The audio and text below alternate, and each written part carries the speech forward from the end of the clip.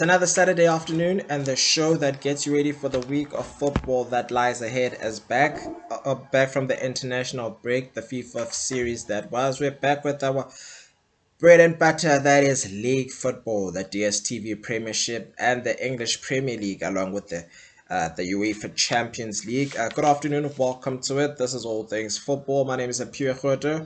The show is available on Facebook and YouTube on the Amava Roto Network, youtube.com. Remember to hit the subscribe button at the on the on YouTube, and hit ring the notification bell for every time to get notifications every time a new episode premieres every Saturday. Big news happening in the world of football. Let's take a look at it without wasting any time. And of course, please like, share, and comment on the stories. Let's talk about news making headlines. We start with Safa, who have been in the news with the media having a field day after the Confederation of African Football released a statement following the raid of the Supper House by the Hawks. Now, the Hawks confirmed in a statement that it raided the house following the allegations of fraud and theft amounting to 1.3 million rand.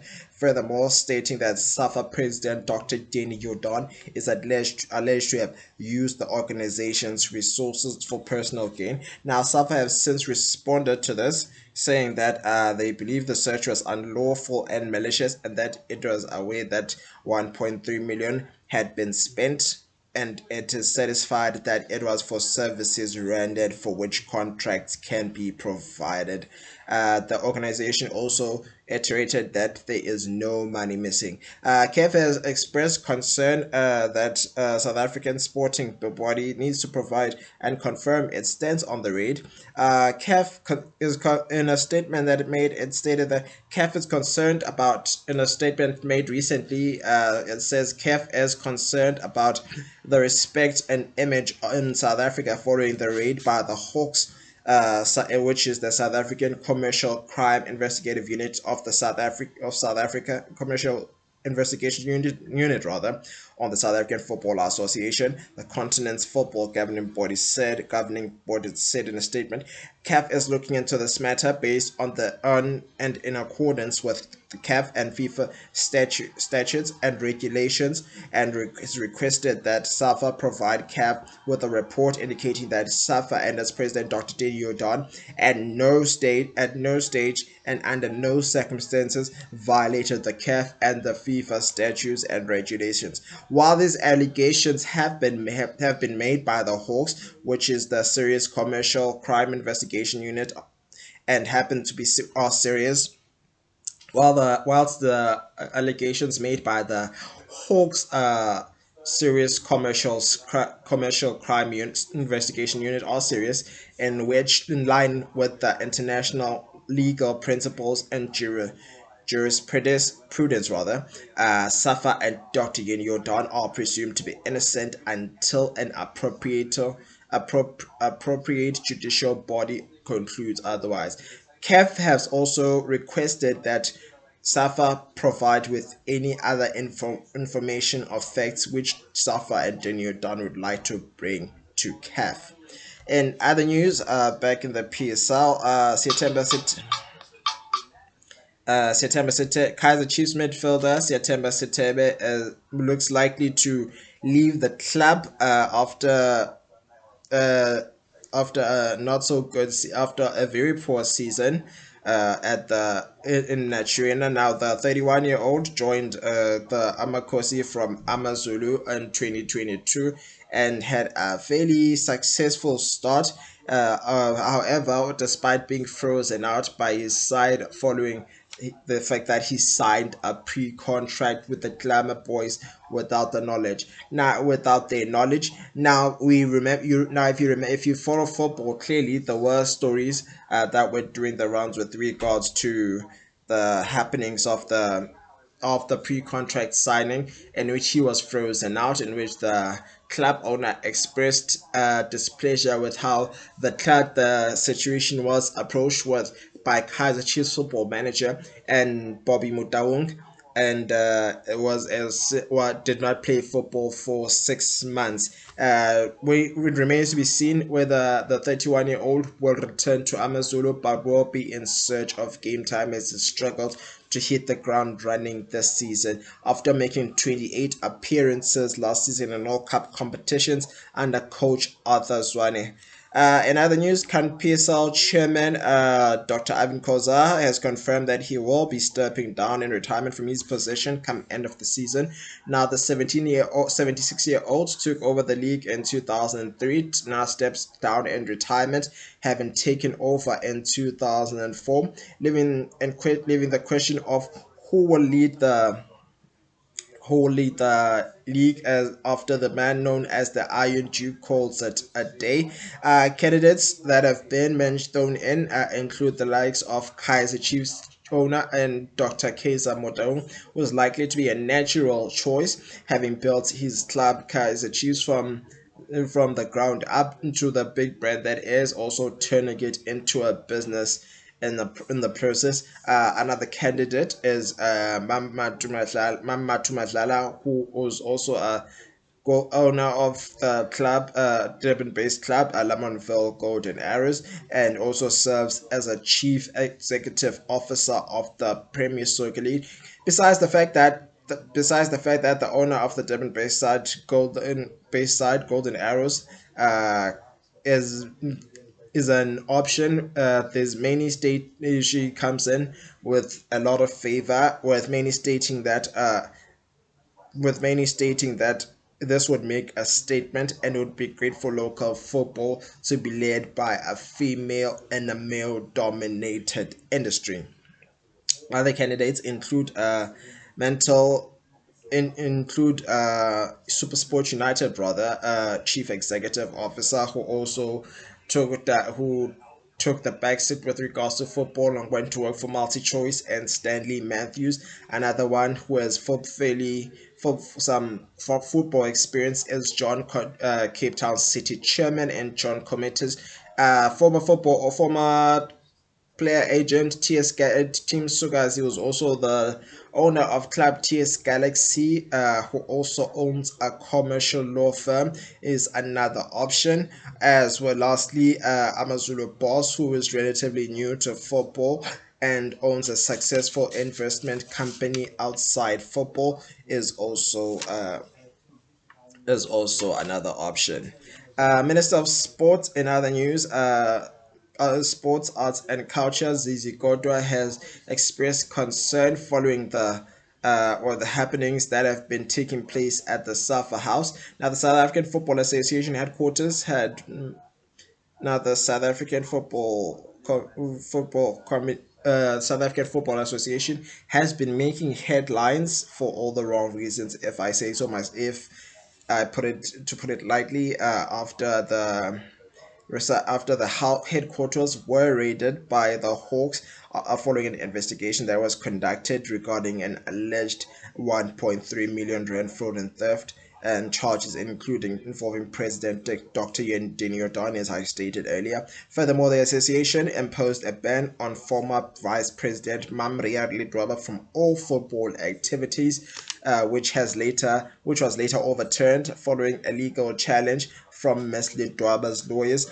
Now, in a statement that was made by the minister in Sizukotwe, stated that when I said I'm concerned about the developments at Safa, it's precisely that those issues, Real Lidwaba ban and Hawks raised, and that I raised, he said to Tabiso Musia during an interview on Radio 2000.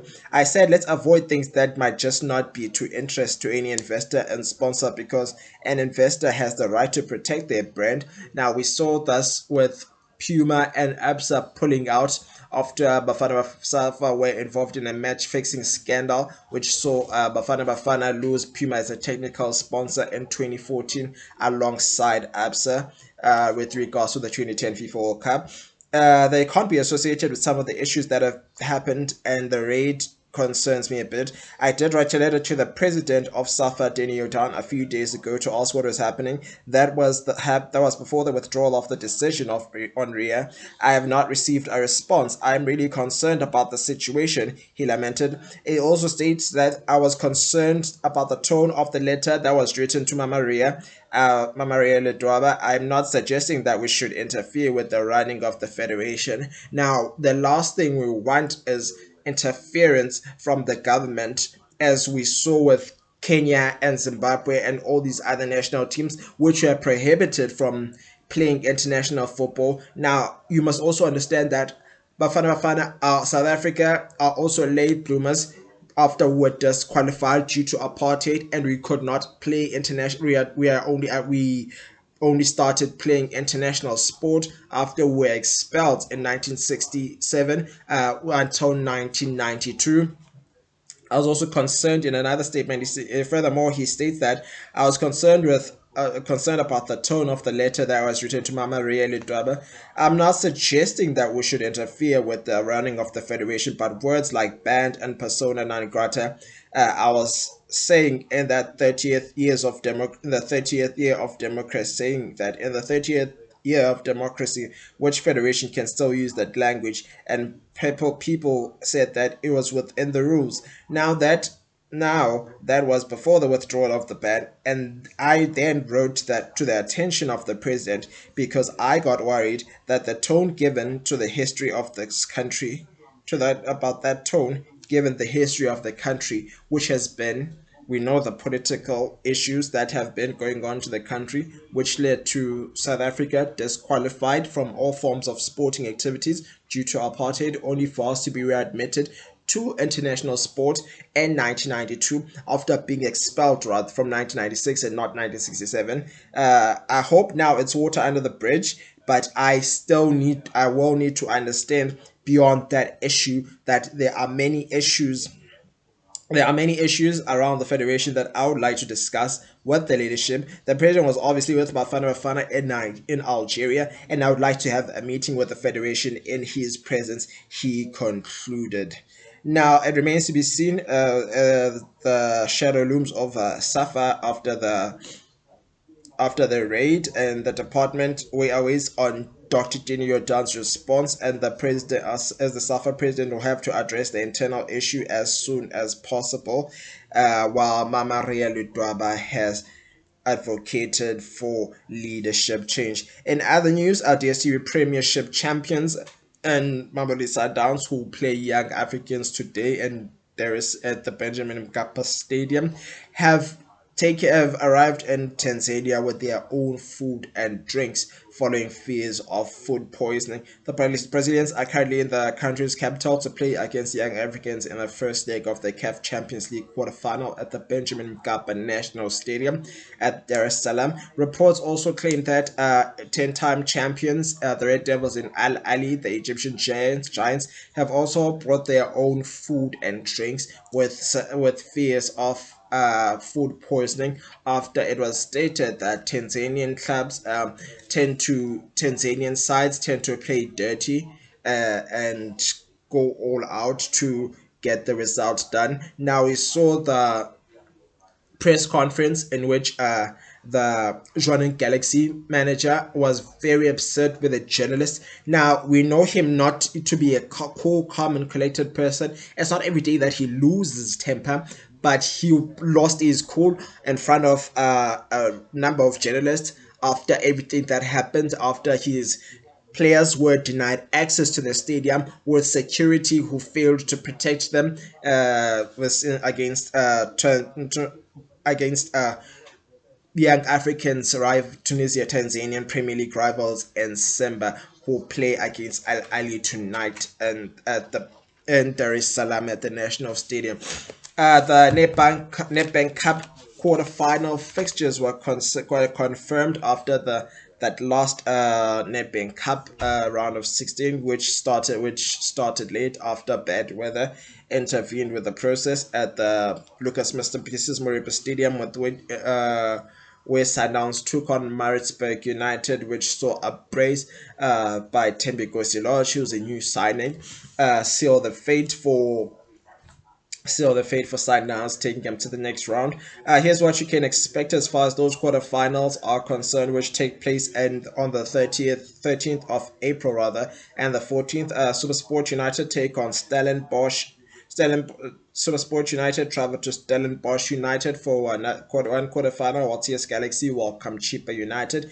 We have the Tshwane Derby and University of Pretoria, who are the only side in the Motsepe Foundation Championship to take on Mamelodi Sundowns, while AmaZulu will welcome Orlando Pirates. And here's what you can expect as far as the week of football that lies ahead as the week of as football season draws to a conclusion in a few months' time. Cape Town City take on Kaiser Chiefs, while Golden Arrows welcome Richards Bay.